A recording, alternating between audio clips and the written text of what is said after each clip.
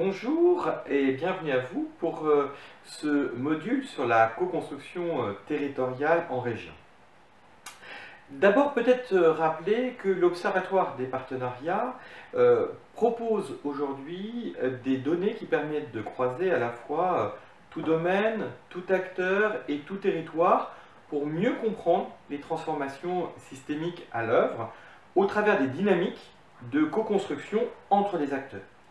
Créé en 2008 par la Caisse des dépôts et le Rameau en partenariat avec le MEDEF et le mouvement associatif, l'objectif a été dès le départ de comprendre quel était le mouvement de co-construction qui allait se mettre en place en France, associant collectivités territoriales, associations, entreprises, services de l'État, et de voir finalement par le regard des acteurs eux-mêmes quelles étaient l'évolution qu'ils en attendaient et puis quelles étaient les pratiques. Ce qui nous permet d'interroger les Français, les élus, les dirigeants d'entreprises, les dirigeants d'associations et de fondations pour pouvoir finalement voir comment concrètement dans l'action cette dynamique de co-construction peut répondre aux fragilités collectives. Il est important de bien noter cette notion de fragilité qui progressivement, au fur et à mesure des études, s'est ancrée dans le travail de l'Observatoire. La fragilité, elle est nécessairement évolutive dans le temps et très liée à un territoire donné. D'où l'importance d'avoir des données qui ne sont pas seulement nationales, mais aussi qui peuvent être déclinées au niveau de région, voire infrarégionales, et mises en comparaison avec des données internationales. Les rapports impact région ont pour utilité de pouvoir présenter de façon simple et systémique quel est le profil de la région, quelles sont les fragilités prioritaires de la région, à la fois objectives, par des données statistiques de l'INSEE, ou du CGET, de l'ANCT, mais aussi par rapport à la vision que les citoyens, les entreprises, les élus, les associations de la région perçoivent les fragilités locales. Et le dernier point, c'est de comprendre les dynamiques du jouet collectif local pour répondre à ces fragilités, avec à la fois pour objectif de réduire les fragilités et d'inventer de nouveaux moteurs de croissance et d'emploi.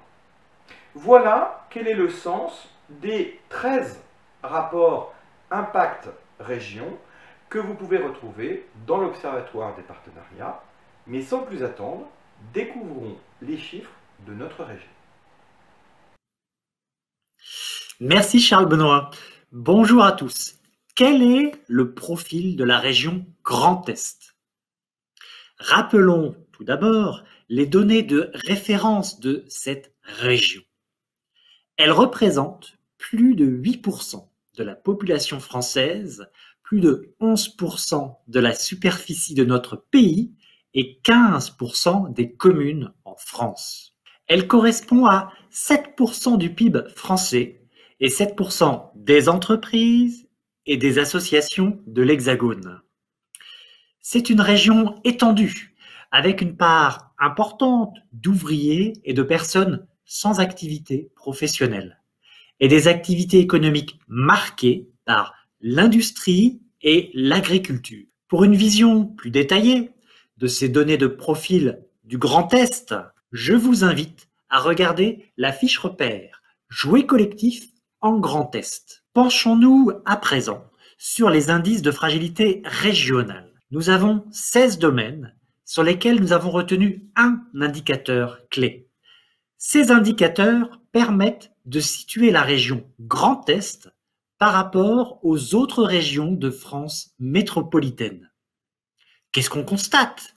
Les indices de fragilité sont plus importants en Grand Est dans 6 domaines. La mobilité, l'environnement et la transition énergétique, la santé, la culture et le logement. Ces données nous apportent une vision objective.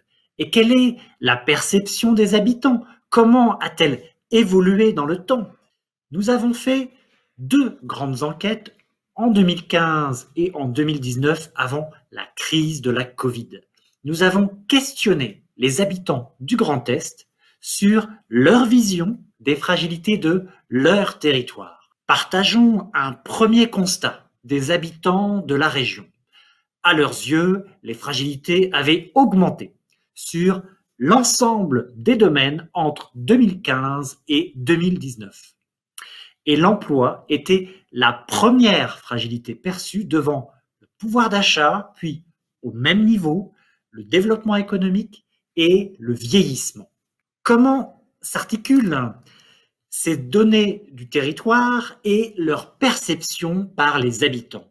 Dans la région Grand Est, on constate un parallèle entre la réalité factuelle et la réalité perçue dans les principaux domaines de fragilité et un écart sur les dimensions économiques perçues comme prioritaires par les habitants. En croisant ces deux éléments, vous pouvez avoir des écarts importants entre la réalité objective de la région et sa perception par les habitants, les associations et les entreprises. C'est tout l'intérêt de cette étude. Vous pouvez, bien entendu, consulter l'étude complète si vous souhaitez davantage d'informations. Pour aller plus loin, regardons maintenant la capacité des acteurs à agir ensemble pour réduire ces fragilités et inventer ensemble de nouveaux moteurs de croissance et d'emploi. En France, nous constatons aujourd'hui une véritable convergence sur cette volonté d'agir ensemble et cette urgence d'agir ensemble. D'abord, 81% des citoyens, en plein cœur de la crise, ont affirmé l'importance que collectivités, associations et entreprises travaillent ensemble pour réduire ces fragilités. Le deuxième élément, c'est l'étude Impact élus locaux, publiée en novembre 2020. Selon elle, 92% des maires reconnaissent l'utilité de cette dynamique de co-construction pour répondre aux défis locaux. Et puis, troisième bonne nouvelle qui montre une vision convergente des acteurs. 84% des chefs d'entreprise désirent mettre en place des alliances à court terme pour faire face à la crise et à moyen terme pour répondre à nos défis communs. Nous sommes donc bien à un moment donné où trois grands acteurs, les citoyens, les entreprises et les acteurs publics, partagent cette même envie de jouer collectif.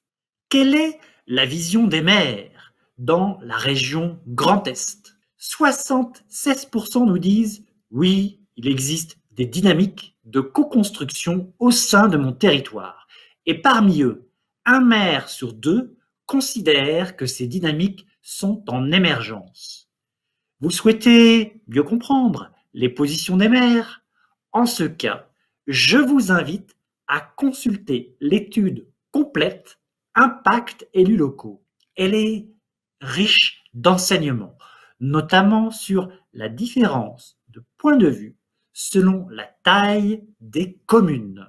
Après les maires, observons à présent l'implication des entreprises du Grand Est. 36% des entreprises du Grand Est se sont engagées dans des dynamiques d'alliance qui permettent de concilier à la fois développement économique et réponse à des enjeux d'intérêt général. Cet engagement partenarial des entreprises est déjà activé autour de spécificités territoriales fortes. Regardons ensuite avec qui les entreprises du Grand Est font-elles alliance? D'abord, 74% des entreprises développent des partenariats avec les écoles et les universités, suivis à 45% par les clubs d'entreprise. Puis, 40% des entreprises développent des partenariats auprès des collectivités locales et territoriales avant les associations et bien avant les structures d'insertion par l'activité économique. La dynamique partenariale du Grand Est accorde une place importante aux acteurs de l'éducation, aux clubs d'entreprise et aux collectivités locales et territoriales. Penchons-nous sur la nature de partenariats développés entre les acteurs économiques, que sont les entreprises et leur territoire.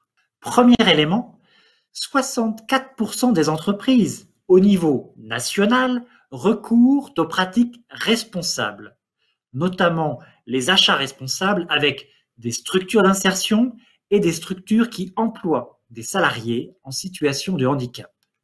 Le sponsoring fait aussi partie de cette catégorie. Ces pratiques responsables, elles s'appuient sur le savoir-faire des acteurs de l'intérêt général dans des domaines comme l'environnement, l'insertion ou le handicap pour améliorer les pratiques de l'entreprise et développer la responsabilité sociétale des entreprises, la RSE. Depuis le milieu des années 2000, ces pratiques-là ont considérablement augmenté. En 2020, lors de notre étude, il est apparu une augmentation très significative du mécénat. Là où avant, on était plutôt à 35%, on est monté à 50% l'année dernière, avec une double dynamique. La territorialisation de ce mécénat, d'une part, et puis l'implication en mécénat de compétences des personnes, au-delà d'une contribution financière ou en nature des entreprises, sur ces projets d'intérêt général. Pour répondre, par exemple, à des urgences. En 2020, des entreprises se sont ainsi mobilisées collectivement au sujet de l'éducation pour équiper des jeunes en matériel informatique. La troisième catégorie de partenariat pour les entreprises, c'est la coopération économique. Il s'agit d'aller plus loin pour associer des offres faites par les structures d'intérêt général ou d'insertion par l'activité économique avec les entreprises.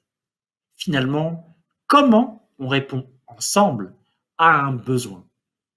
Par exemple, en Alsace, les cafés Satie et les jardins de la Montagne Verte ont associé leurs compétences pour transformer et valoriser les déchets des exodermes de café en engrais agricoles.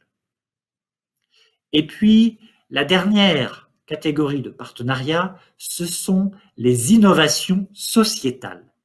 C'est une catégorie en plein essor depuis le milieu des années 2000. C'est vraiment là où s'inventent ensemble ce qu'aucun des deux acteurs ne pouvait prévoir ou développer auparavant. Ces deux dernières catégories de partenariat, de co-construction, coopération économique et innovation sociétale se développent. L'alliance dynamique du groupe La Poste, depuis sa création en 2014, a activement contribué au développement de ces deux catégories de partenariat. Il existe ainsi 4 modalités complémentaires de partenariat entre une entreprise et un acteur d'intérêt général pour répondre à des défis locaux. Alors, quels partenariats sont mis en œuvre par les entreprises du Grand Est? Pour 59% des entreprises de la région, les pratiques responsables sont la forme la plus utilisée de partenariat avant le mécénat, pour 36% d'entre elles, et bien avant l'innovation sociétale et la coopération économique. Bien sûr, les pratiques plus locales au niveau de Mulhouse, de Charleville-Mézières ou de Troyes, par exemple, ne sont bien souvent pas les mêmes. Et c'est intéressant de rentrer ensuite dans les spécificités locales. Dans le Grand Est, les entreprises privilégient les pratiques responsables et le mécénat. Alors, comment le jouet collectif se structure en territoire? Qui peut jouer un rôle pour favoriser ces dynamiques collectives? Depuis une décennie, on a vu émerger 4 démarches d'ingénierie relationnelle pour répondre à ce besoin de jouet collectif entre organisations d'univers différents. Tout d'abord, le dialogue territorial, développe l'interconnaissance et met autour de la table associations, entreprises et collectivités pour inventer des solutions ensemble. Ensuite viennent les expérimentations collectives. Comment peut-on répondre pour faire émerger ensemble des réponses innovantes? Apprendre à faire alliance n'est pas une évidence. Aussi, l'accompagnement des acteurs, publics ou privés, est-il structurant. D'ailleurs, depuis 2008, les travaux du Rameau, avec nos amis d'Alsace Active, ont commencé par cette question. Comment accompagner les collectivités, les associations et les entreprises? C'est à l'origine de la création du laboratoire des partenariats en Alsace, développé ensuite dans d'autres régions. Enfin, le quatrième dispositif, c'est la gestion de lieux, de tiers-lieux. Ce sont des lieux de rencontre, un peu des lieux neutres finalement, où chacun peut se rencontrer pour construire ensemble l'avenir de son territoire. Alors, si on focalise sur qui anime, aujourd'hui, en France, il y a un réseau de plus de 350 catalyseurs territoriaux. Le réseau des pionniers des alliances en territoire qui incarnent cette dynamique en émergence. Comme l'expriment les maires, cette dynamique se met en place progressivement. Les catalyseurs territoriaux proviennent d'une diversité d'organisations. Nous retrouvons des acteurs publics, des collectivités comme des associations ou des entreprises. Je parlais tout à l'heure d'Alsace Active, dans le milieu de l'accompagnement des acteurs associatifs, de l'insertion par l'activité économique et de l'ESS en général. Cette dynamique est aussi présente parmi les acteurs académiques, comme le catalyseur de Toulouse, qui a développé cette logique de créer le lien entre les différents acteurs. C'est un élément intéressant et structurant, cette diversité des profils des catalyseurs territoriaux. Citons, pour exemple, quelques démarches de pionniers de votre région. Le fonds de dotation territoriale Metz Mécène Solidaire rassemble des acteurs publics, privés et la société civile au service de la métropole de Metz. L'écoparc active des coopérations économiques locales au sein de territoires ruraux, notamment du PNR du Ballon des Vosges. Le Labo des partenariats d'Alsace anime le dialogue, accompagne et expérimente des projets innovants comme Start-up de territoire en mobilisant des acteurs d'univers différents. France Active Lorraine conseille, accompagne et finance des porteurs de projets de l'ESS. La Maison de l'emploi du bassin de Strasbourg mobilise chefs d'entreprise, élus et acteurs de l'emploi pour agir sur les leviers territoriaux des activités et de l'emploi. Et la Fondation de France Grand Est a mis en œuvre son programme Dynamique territoriale sur l'agglomération de Mulhouse pour dialoguer et accompagner les initiatives d'acteurs locaux. Aujourd'hui, cette logique de l'animation du jouet collectif provient bien d'un réseau de catalyseurs en plein développement. Si vous voulez mieux comprendre ces métiers, rendez-vous sur le site catalyseursterritoriaux.org. Alors, pour conclure, juste vous rappeler que vous pouvez, en complément de cette présentation, aller plus loin avec tous les outils qui sont mis à votre disposition. L'Observatoire des partenariats vous donne accès à des données variées, des études, une base de connaissances de plus de 500 cas inspirants, tout domaine, tout acteur, tout territoire, pour mieux comprendre la réalité des partenariats par une diversité d'exemples. Vous pouvez aussi consulter des publications comme les guides publiés avec le MEDEF, citons Construire ensemble et l'engagement territorial des entreprises, et puis les MOOC que nous avons réalisés avec l'ESSEC pour accompagner la formation de ceux qui veulent aller plus loin. Le mot de la fin de ce module, c'est merci. Merci pour votre attention et merci à nos partenaires qui permettent à l'Observatoire des partenariats de partager ces travaux en open source. Je pense à la Banque des Territoires, à l'Institut CDC pour la recherche, au Fonds ODD 17 et au groupe La Poste.